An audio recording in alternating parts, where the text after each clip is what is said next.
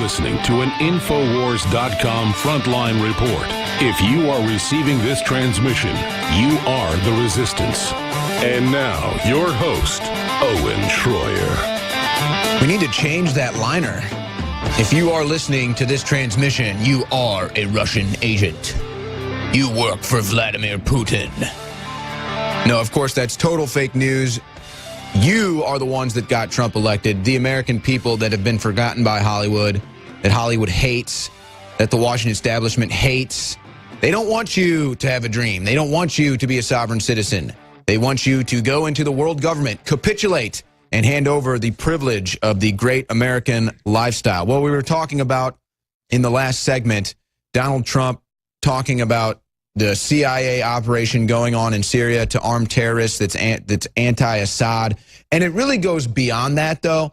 I think that this is a CIA operation that was currently operating in Syria to arm anti-Assad rebels. But this was a CIA operation that was decades old, decades in the making, has been guilty of starting proxy wars in the Middle East for years. Trump has shut that down. Of course, the left doesn't want to point out that goodness of President Trump. They don't want to point out the fact that President Trump is trying to stop proxy wars in the Middle East.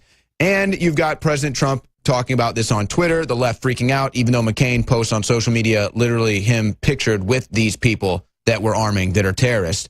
But Tulsi Gabbard has come out and made a statement. She was on Fox's Tucker Carlson supporting Trump's ending of the CIA program that was arming terrorists in Syria. Here's that clip. Syrian people have been crying out for peace for so long, and the media completely is missing the point here about what is being reported, that Trump is ending this CIA program as you described. But for the benefit of your viewers, let's talk about what the CIA program actually was.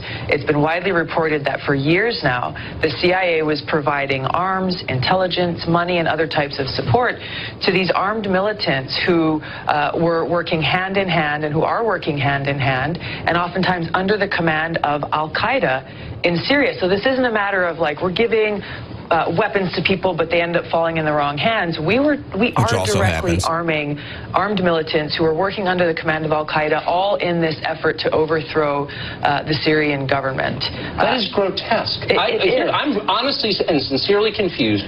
Why would anyone defend this? It is this addiction to regime change and this idea that somehow this is what must be done, again, without actually looking at the fact that we have been providing direct and indirect support to al-Qaeda, this very same terrorist group that attacked us on 9/11 and that we are supposed to be continuing to be fighting against and trying to defeat. And the thing that should make everyone feel sick is that people would rather support directly and indirectly al-Qaeda than actually give up their regime change goals. So you are a progressive Democrat from one of the most liberal states in the world, agreeing with Donald Trump on this specific piece of policy. What kind of reaction do you get from your fellow Democrats in the House? Look, for years, even through the Obama administration, I've been advocating to bring about an end to this program, and I'm continuing, actually, through the introduction of my bill, the Stop Arming Terrorists Act, to make sure that our government does not use taxpayer dollars to provide this kind of support, whether it's weapons, intelligence, or money, or anything else. You got the Democrats who couldn't win an air hockey match against a ghost. Why aren't they trying to force someone like Tulsi Gabbard up as their next leader? Why aren't the Democrats forcing Tulsi Gabbard up as the next leader of their party? I don't know what else she stands for, but I tell you what, it's a good example when somebody speaks the truth, regardless of what party they're in, regardless of any other labels or identity of that person. We need to support them when they're saying the truth. And this is an example. Tulsi Gabbard is very articulate, very knowledgeable about what's going on there. She's speaking truth to power about this. I trust people who will say the truth, even if I disagree with them on issues. And she's, as he pointed out, progressive, who will probably disagree about health care. But I know that I could have a discussion with her, and maybe I could persuade her. And that's the way that I feel about Donald Trump on issues that I disagree with him on. No, on core David. issues I agree with him. I think it's important that we have honest people. No, David, no. We're going to give you Mitch McConnell and Nancy Pelosi and Maxine Waters. That's who we're going to give you. John Boehner. Welcome back to the Alex Jones Show. I'm David Knight with Owen Shroyer. We're going to be joined now by Lee Stranahan. He's going to break down a story that he's been covering for months that is just now getting traction. Let me tell you how. Today, we had Reuters saying Trump, without evidence, cites Ukraine ties to ex-rival Clinton. Without evidence? Really? There's no evidence? Well, there is a lot of evidence. The mainstream media doesn't want to talk about it. Reuters doesn't want to talk about it. Lee Stranahan has been covering this story for months. And let's go back a couple of weeks, back to July 13th. We had The Atlantic doing a story, the What About Ukraine defense of Trump Jr.'s Russia meeting. And they said before welcoming Donald Trump Jr. onto a show on Tuesday, Sean Hannity boiled down his defense of the president's son to one word, Ukraine. So after Sean Hannity got onto it, it started to get traction. We've got Donald Trump talking about it. He came on the show. He's talked about it. Now they're pushing back, saying there is no evidence. But going back to January, we had Politico break down a very long expose of this, saying the Ukrainian efforts to sabotage Trump backfire. They say Kiev officials are scrambling to make amends with the president-elect after quietly working to boost Clinton. This is the open secret that nobody wants to talk about, that Reuters does not want to talk about. But I wanted to get the guy on today that's been talking about it for quite some time, Lee Stranahan. Lee's been a contributing editor, a reporter for two of the top news sites in the world, the liberal Huffington Post and conservative Breitbart News. He now runs citizenjournalismschool.com, and thank you for joining us, Lee Stranahan. And David, I got to point out, let's give you credit, too. You and I have talked about this Ukraine story. Yes. Weeks before Sean Hannity brought it up, and by the way, God bless Sean Hannity for bringing it up. Oh, yeah, yeah. So, I'm glad it's getting traction. It needs to, yeah. Me too. Yeah. Me too. Now, I will say this. The mistake that Hannity's making and that other people have made, Laura Ingraham in the Daily Caller, this has nothing to do with the Donald Trump meeting with the Russian lawyers story. You and I were talking about it here on InfoWars well before that was even known. That's so right. I just want people to separate it out, because this is not a story about like, oh, well, it's okay if we did this because they did that kind of calling out hypocrisy thing. Mm-hmm. This is a story about admitted interference in the 2016 election by the Ukrainian government through a DNC operative with the unfortunate name of Alexandra Chalupa. Now, I say unfortunate because of Taco Bell, obviously. But I like chalupas. But here's the thing: it works. She made a out run for the border, for us, because in a story that you point out correctly, the mainstream media has been ignoring. It's nice to have a name that's easy to remember, right? Will Hillary Clinton drop the chalupa, for instance, as a headline? I predict coming, and it helps because here's another name that's less easy to remember: Lezcano. Okay. Sergei Lezcano. Sergei Lezcano is really important here. Sergei Lezcano is a former journalist in the Ukraine who's now a member of parliament, okay? By the way, if you look up Lezcano on Twitter, he's very well known in the Ukraine. He's got about 350,000 followers on Twitter, that's significant, right? And so he's very well known there. Lezcano has admitted that Ukraine was interfering in the election. And by the way, he's one of the people who was involved. He said, we were so concerned about, there he is, he's a very attractive young man. He's tall as well. But Sergei Lezcano is key to understanding this, as is Alexandra Chalupa. Now, there's two things that happened on this in the past 24 hours, David, that are significant. Number one, this morning, Donald Trump tweeted about it. Mm-hmm. And he said that Jeff Sessions should be investigating what's going on. Now, I've been urging people to call the White House and call their congressman and urge an investigation for weeks now. So this is significant. But the other thing that happened is last night, Chuck Grassley brought up something about Alexandra Chalupa, and he quotes Lezcano in that. And I would advise, there's a great writer over at Daily Caller, Chuck Ross. Chuck's a great investigative journalist. He's one of those guys, David, you know how this goes. Sometimes you read stories and you just notice the same journalist is on them, and you go, well, that's right. Yeah. That dude or dudette is pretty good, right? Like Chuck's Sarah one of those Carter, guys. yeah, exactly. And so he has a piece about it last night in the Daily Caller, but this is significant. I urge everybody to read what Chuck Grassley posted that's linked in that story.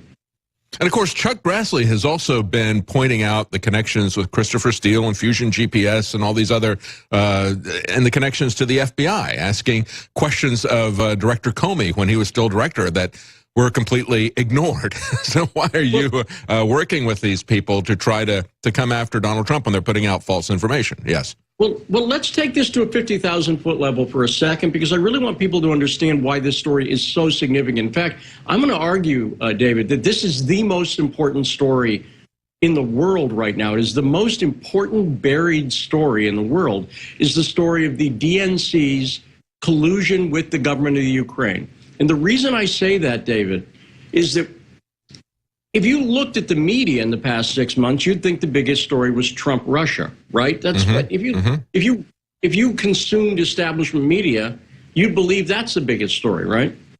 But as you point out on InfoWars all the time, there's so much of that story doesn't make sense. It's fake. So the reason I say the Ukraine story is significant is Alexandra Chalupa is the person who started the Trump-Russia narrative. She is a significant force behind it. In fact, the investigative reporter Michael Isikoff, from now at Yahoo, but he's covered a lot of major stories, he called, if you just Google Yahoo 2016 election Alexandra Chalupa, you'll find an article he wrote calling Alexandra Chalupa, who we're going to make a household name. Alexandra Chalupa, you're on notice. You're going to be a household name. He called her one of the most significant people in the 2016 election back in October. That's what he said. She was working closely with Isikoff. Her sister, Andrea Chalupa, said in 2 separate tweets that Alexandra Chalupa was behind the Trump-Russia narrative. She was the main researcher for the DNC. Very important. You got to remember, Alexandra Chalupa, she worked in the Clinton White House. She goes back to the Bill Clinton era. She's been a DNC operative since 2004. She was working directly for the DNC. And as we're going to point out, the DNC was using Chalupa. This is what they're doing. So let me, Reuters, when they say, for instance, there's no connection to Clinton, that's because Chalupa's a cutout. In other words, I believe it's very clear, and I've had a source directly tell me who's been involved in this, that they believe this as well. The DNC wants to keep one level of separation from Chalupa. And Chalupa was funding operations through a guy named Brett Kimberlin. Brett Kimberlin's a convicted serial bomber who I've written about for years as well. And again, no conjecture on this. She's worked directly with this guy. So what the DNC's doing, David, this is Watergate stuff. Yes. The cover-up is worse than the crime. And that's what I've said from the very beginning, is when we look at what they did, going back to their manipulation against Bernie Sanders, what they do is they project their crimes onto Russia or onto Trump to cover up what they're actually doing. And that's what we're seeing right here. There's not any collusion. There's nothing there, in spite of all these special prosecutors, this long-time investigation, nothing showing collusion between Trump and Russia. But there's a lot of collusion that's going on between the DNC, and we all know how intricately connected the DNC was to Hillary Clinton. If it was investigated, I'm sure we would find those ties to come up, but they don't want to investigate the real collusion that was going on with a foreign government to manipulate our election. Well, first off, there is paper. I'm going to be reporting today on my website, populist.tv, for the first time. This is an exclusive, and I'm really breaking some of it here, that Alexandra Chalupa, after the election, worked with convicted bomber Brett Kimberlin, who financed it, to bring a foreign national into the country. This was right after the election, where that foreign national met with members on Capitol Hill, and that's 100% confirmed. Chuck Ross confirmed to me he spoke to people on the Hill. I'd heard it from another source, with the intent of keeping Donald Trump from taking office. Now, David, you know how I roll. I don't like to do the conjecture thing. That's right. You're very conservative about that. Yes. I am. And that's one area where I'm very conservative. Marijuana legalization is an area where I'm not so conservative, but let's leave that aside. You're conservative about the information that you present to people and your sources. That's right. Yeah, that's put it right. that way. So yeah. I'm just saying. I consider myself a conservatively, small government populist, right? Right. So this is absolutely confirmed. They brought a foreign national over to meet with Democrats on the Hill, and they met with several of them and their staffers to try to keep Donald Trump from taking office. They hatched a plan that, and this is all going to come out, that would have had Barack Obama. That's bombshell news. This is really bombshell news. I'm anxious to see this report. Yes, go ahead, break it down. So I mean, this is going to sound so crazy that the mainstream media would accuse it of being a conspiracy theory on InfoWars, but it's 100% proven, and you'll see that this plays out, David. Mm-hmm. They hatched a plan where Obama would step down early. Biden would cancel the Electoral College. Now, you remember this time in November, and if anyone doesn't believe me, go look at Andrea Chalupa, Alexandra Chalupa's sister's Twitter feed from November 2016. She's all about stopping the Electoral College vote. Oh, yeah. They were going to have Obama step down early. This was the plan hatched by this foreign national. Hang on. This is a dynamite bombshell information. We're going to be right back. Lee Stranahan, and you can find him at thepopulist.tv. We'll be right back. Welcome back to the Alex Jones Show. I'm David Knight here with Owen Schroyer, and we're talking to Lee Stranahan, a veteran reporter. He's worked, as I pointed out before, both for the liberal Huffington Post and the conservative Breitbart News. And when I said before that he's conservative, yes, he is. He believes in limited government. But I was talking about the fact that Lee is very careful about connecting the dots. He's got citizenjournalismschool.com, where he trains people about the principles of good journalism. So he's not going to go over the edge with this. And yet, as we were going to break, Lee Stranahan gave us bombshell information about a serial bomber who came to the United States and with others within the DNC and with the Ukraine, was talking about subverting the election and subverting the Electoral College. So I'm going to get back to Lee and give him the floor so that he can break this down for us right now. Lee, go ahead. Continue. Sure. So let's just go over the cast of characters again here because it's significant. There's a DNC operative named Alexandra Chalupa. She was involved with the Ukraine, right? And by the way, you can look this up in a WikiLeaks email. Ali Chalupa, she sent an email to the DNC. It's completely proven. Mm-hmm. Ali Chalupa worked in the Clinton administration. Second person you need to know about is Brett Kimberlin. Brett Kimberlin's a convicted serial bomber. In the 80s, he set off a series of bombs around Indianapolis, Indiana. He spent 17 years in prison. You may remember there was a story many years ago where Dan Quayle was accused of, someone said, I was Dan Quayle's pot dealer. That was Brett Kimberlin. He lied. He lied. This is a guy who was convicted of perjury by the time he was like 19 years old. Mm-hmm. Right, but he gets out of prison, he becomes a liberal activist. That's what Brett Kimberlin does. Okay? Now, he was the money guy here. In other words, this foreign national was contacted after the election by someone with the Democrat Party. Then they were put in touch with Alexandra Chalupa. Then they said, we want to bring you over to Washington. The money came from Brett Kimberlin.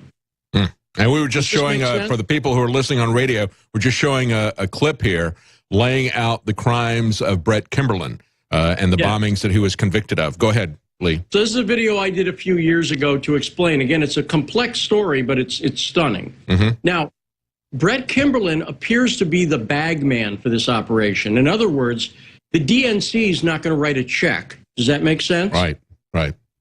They kept one level of separation by using Alexandra Chalupa, who by this time was no longer officially working for the DNC. She introduced this foreign national to Brett Kimberlin, and Brett Kimberlin paid for the trip over. Where did Brett Kimberlin get the money? Well, that's what an investigation is going to need to find out, right? Mm-hmm. They're not going to say. But this is significant. Now, they brought the foreign national over. Well, how does this tie into the Democrats? Maybe Kimberlin was acting on his own. Maybe Chalupa was acting on her own. No, because this foreign national was brought over to talk to people on Capitol Hill, and he did. Now, here's the thing, David. I'm just asking. You're a well-connected journalist. If you wanted to get someone from a foreign country to come over to talk to people on Capitol Hill, could you set up meetings? Because I couldn't. That's right. You see what I'm saying? That's right. Absolutely. I mean, and that's very suspicious, the fact that this guy who's got a long criminal record would pay to bring over a foreign national who then he shops around to the highest levels of people on Capitol Hill in Washington. Now, then months later, this foreign national was involved again with Alexandra Chalupa and Brett Kimberlin in a scheme to take down Donald Trump with documents that turned out to be false.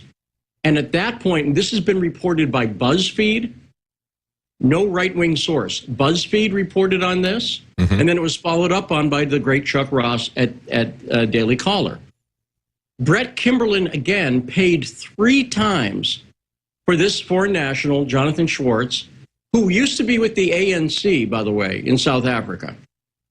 So factor that in. Heavily communist, yeah. Right. No, he was. He was the militant wing of the ANC. Yes. Brett Kimberlin paid 3 times for him to fly from Israel to Rome to look at these documents. They got these documents. They paid $9,000 to get these documents, and the documents turned out to be false. BuzzFeed did a story about this, but they didn't mention Alexandra Chalupa's name. Chuck Ross is the one who followed up on that. So what I'm saying is, now when you tie this in, and let me tell you, 2 people. Okay, we got 10 seconds, and then we're going to have to take a break. Tie it in real quickly for us in 10 seconds, and we'll have you back right after the break. George Soros, who you've heard of, and also just Ukrainians in general. But Soros comes up all over the place. He's a major funder. He's connected to all of these groups. The Moriarty of crime, George Soros. And we're going to be right back with Lee Stranahan in this bombshell investigation. Welcome back to the Alex Jones Show. I'm David Knight here with Owen Schroyer, and we're talking to Lee Stranahan. Amazing bombshell information. We had to take a break. We're going to continue back with this story, this research that Lee Stranahan has put together, the thread of what is really state collusion and a foreign state trying to alter our election, and that's the Ukraine. And this is something that hasn't been talked about. It's been hidden by the mainstream media. And even as we have Donald Trump tweet out about it today, we have Reuters say there's absolutely no proof. Well, if you were listening, you heard some very hardcore links, and we're going to break down some more of those with Lee Stranahan here in just a moment. Before we get back to the news and to Lee, I just want to remind you that our July specials that began with the 4th of July, or Independence specials that began with free shipping store-wide, massive discounts on our most popular products. That's going to be ending soon. We're here July 25th, and so this is going to be ending the end of July. And we've already had some items like Super Male Vitality. We had to end that discount because it's almost sold out. We have to reserve a few for people who are on auto ship, who get that 10% discount for setting up their auto ship. However, we still have plenty of Super Female Vitality left, and it's discounted 30%, and that's in addition to free shipping. And you need to understand that male vitality, Super Male Vitality, is basically the same formula. It's just a little bit different. There's nothing there that's going to harm you. There's nothing that's hormonal that's going to harm you. It's basically the same formula. So if you want to get that, and you want to get it at the 30% discount, Super Female Vitality is still available, and, of course, free shipping store-wide. Let me tell you some of the other things that we have at the store that are, well, we have free shipping store-wide. We have a couple new products. We have True Whey Protein, 25% off out of the gate. That's at InfoWarsLife.com. The Ultimate Protein Pack, 25% off Caveman and True Whey Protein. Another special that we have there. We also have another flavor of Caveman. Our special bone formulation there to support you, that's Strawberry Caveman. That's 25% off. But we have discounts up to 66% off. Silver Bullet is discounted 66% off retail price. Take a look at the specials that we have there. We got everything from water filters to air filters to vitamin mineral fusion drink, 33% off, to, as I point out, Super Female Vitality, 30% off. We have DNA Force, 20% off. That's a big discount, a big savings dollar-wise, folks, because that is a very expensive product to produce, a very effective product. If you talk to the people, take a look at the reviews that are there. A very unique product. That's 20% off of DNA Force. A lot of specials. Look at the website. And again, that's going to be ending soon, the month of July. Free shipping, that'll be ending the end of July. So thank you for your support. Let's get back to Lee. He's breaking down this amazing bombshell story about a guy who has a long criminal record, Brett Kimberlin. He's served time in prison for bombings. He's been involved as a political operative, and he just happened to give money to a foreign national, bring them to the United States, shop them around the highest levels of Washington, D.C., and as Lee was pointing out, this is all involved, and he's going to break it down on his website as well. And, of course, you can find him at citizenjournalismschool.com. And also the website, I guess the article, Lee, will be at thepopulist.us. Will that be where the article is, or is it thepopulist.tv? Populist.tv is the URL I'm using now. It's .tv. Short. It's the same. It all goes to the same place. Okay. But, you know, I mentioned right before the break Soros. Let's give some names people know, because I want people to understand why this is happening, okay? Yes. So I'm going to name two countries, Syria and Ukraine, that the U.S. has been involved in. Now, the media has hidden what's happened in Syria and the Ukraine. In Syria, regular viewers of InfoWars know that we were basically backing the wrong side. We were funding the rebels who were the Islamists who've been killing Christians and other Muslims, by the way. That's right. In Syria, right? Al-Qaeda's Air Force. Yep, Al-Qaeda's Air Force. Now, in Ukraine, we backed the overthrow of Yanukovych, okay? And by the way, we then installed, people can go to, you remember Victoria Nuland, the State Department official, who was caught on a phone call picking the new government of Ukraine? That's right. Hand-picking it? That's right. You can find that on YouTube. Just look for Victoria Nuland Ukraine phone call. That's right. It was leaked out. You can listen to it, or you can watch it. You can read the transcript. It's absolutely amazing. Now, the reason I mention this is let's talk about who was on the side. No, the other side is Russia. In other words, if you demonize Russia, you can bury the truth about Syria and the truth about Ukraine. Mm-hmm. Does that make sense? Yep. Now, who was behind the burying of that? Hillary Clinton, who's the Secretary of State under Barack Obama, who pushed for the overthrow of the Syrian government and who was behind it didn't happen on her watch, but she was deeply involved in the Ukraine. Hillary Clinton. Yes. John McCain, who spoke in the Ukraine and has been one of the most vocal advocates for the rebels. We know that the CIA was involved in the Ukraine and Syria. We know that they were training people, right? Yes. I'm just keeping this simple. And we know that George Soros was also heavily involved. First off, he's one of Hillary Clinton's top donors, but he also spent $100 million in the Ukraine and helped push for things like the Arab Spring. You with me so far? Oh, yeah, absolutely. And we just had Donald Trump shut down the CIA's weapons program to these so-called moderate rebels that we know are really Al-Qaeda or ISIS. And that's why the CIA, I think, is stepping up their rhetoric, saying, hey, we need to basically take down Donald Trump. I mean, openly calling for a coup now in terms of what they're saying to CNN's Wolf Blitzer. Go ahead. Now, what we also know is that the media did not inform the public about what was actually happening in Syria. I went to Lebanon myself in 2013 and got the truth. Mm-hmm. Ukraine, they didn't tell people. It's like, oh, Russia's annexed this place and it's horrible, right? Now, I want you to notice who's behind the Trump-Russia narrative.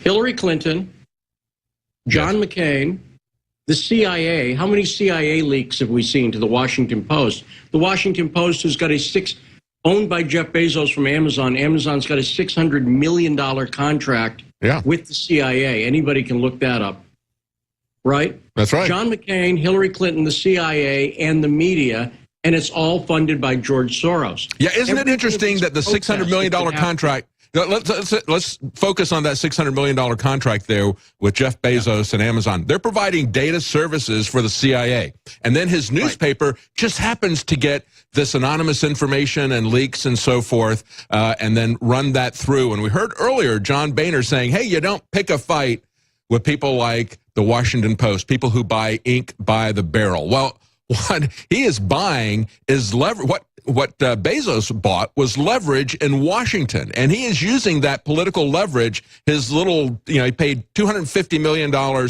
which is chump change for Jeff Bezos. As I pointed out, it'd be equivalent to somebody who's making $50,000 or so in the U.S., which is about the median family income. It'd be equivalent to you spending $300 to buy the Amazon Post, the Washington Post, so that you could push your narrative in Washington, so you could lobby people and say, hey, I better get what I want for my businesses, for Amazon, for my space businesses, or maybe there's going to be some unfriendly stories that come out of the Washington Post.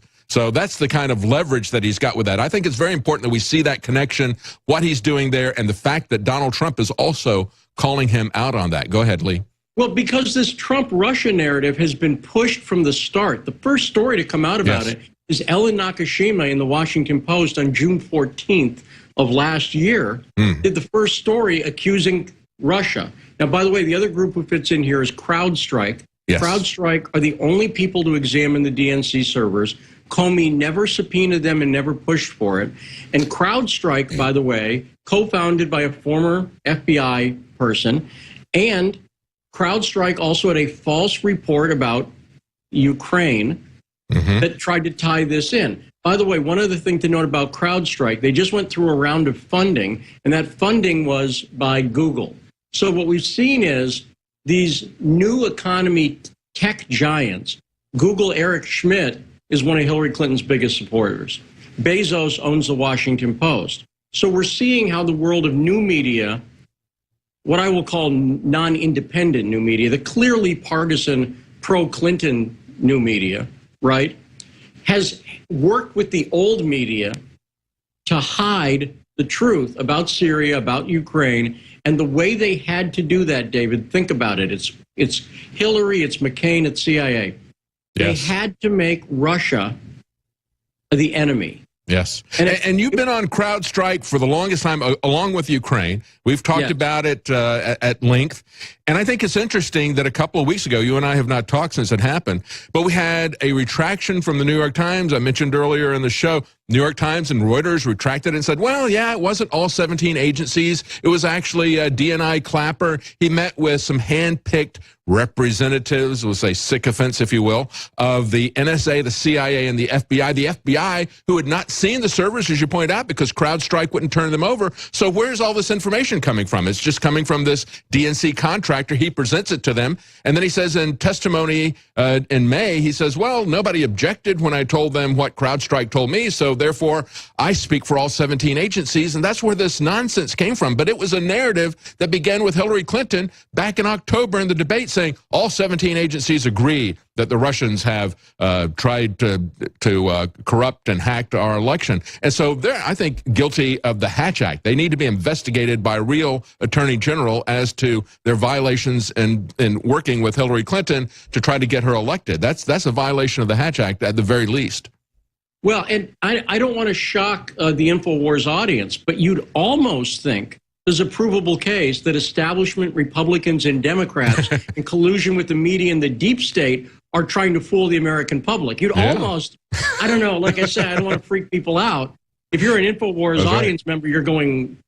and that's the story. And also, Lee, you know, you're there. You've been at the White House press conference and press corps and everything. And of course, Jim Acosta, White House press corps representative for CNN, full week after you had the New York Times and Reuters say that no, it wasn't 17 agencies. It was, and they said it was 3 or 4. It wasn't. It was just CrowdStrike and Clapper. But anyway, when Trump talked about that, Jim Acosta took him to task. He says, oh, it was all 7. And that was a week after they'd done their retraction. So even when other parts of the mainstream media will retract and do it quietly, you still have people like CNN pushing that long-term narrative to the public. The way the American propaganda machine works, when we think of propaganda, we think of North Korea, where they have one state news agency and all the news comes through that, or the Soviet Union, where you had Pravda and TASS and that's it, right?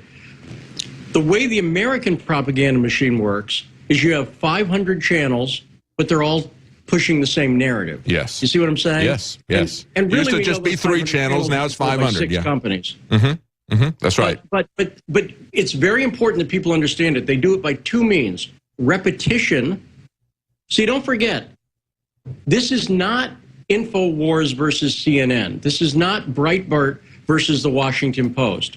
This is a handful of sites, InfoWars, Breitbart, Daily Caller, a few others, against everybody else. That's right. It used to just be, and I think it's interesting, Lee, to say, you know, we used to have like 3 to 5 channels that we could listen to, and they would all say the same thing. Operation Mockingbird, we'll look that up if you don't know what that is, but you probably do if you're listening to InfoWars. Now we've got 3 to 5 companies, but they've got 500 channels to say the same thing. That's essentially what we're looking at now. That's right, and they do it 2 ways, by repetition and omission. Repetition is everybody in that press room, where I've been in the White House press room many times, and everybody's asking a variant of the same question. And David, I've literally heard other reporters congratulate each other and say, hey, good job on picking up my question. And they literally said, this is the way we're going to do this. We need to carry the ball down the field for each other. They see themselves as I literally heard this, David. Yeah. They see themselves as a team. But the other way they do it is omission. If you look at the pushback against Sean Hannity's bringing the story up, the Washington Post and CNN never mention once the email where Ali Chalupa is reporting to the DNC. She says, I'll have more for you. And it's forwarded by the DNC's Luis Rivera, who's the director of communications. He forwards it to the Democrats' national press secretary. These are not low-level people, David. Right. This is provable. Every single thing is so provable. And this is one of the reasons I'm really big on I don't like conjecture, because this story, which is all provable and admitted, proves exactly what the InfoWars audience and people like you and Alex have been saying for years. There is, in fact, I don't know how else to put it without sounding like an ad, there is a conspiracy to control your mind. That's what's going on here. That's and right. The way they do it is repetition every single day on these other networks, and then they leave out key facts and key stories. There's no coverage of this Ukrainian thing, nothing. So thank you, David, for I really, God bless you for the work you guys are doing, and God bless you for giving the no, you're doing great time, research. And break down what you were saying earlier about the Electoral College. We never did get to that connection. We were talking about the connection of this long-term convicted criminal, Brett Kimberlin, to the DNC, to the foreign agents who are coming here. Tell us how they were working to subvert the Electoral College, possibly. So, well, you can see it. They were openly working to subvert the Electoral College, and Andrea Chalupa, Alexandra's sister, who was part of bringing this foreign national over, connected, right? She was they were openly talking about, well, what can we do to keep Donald Trump from getting seated?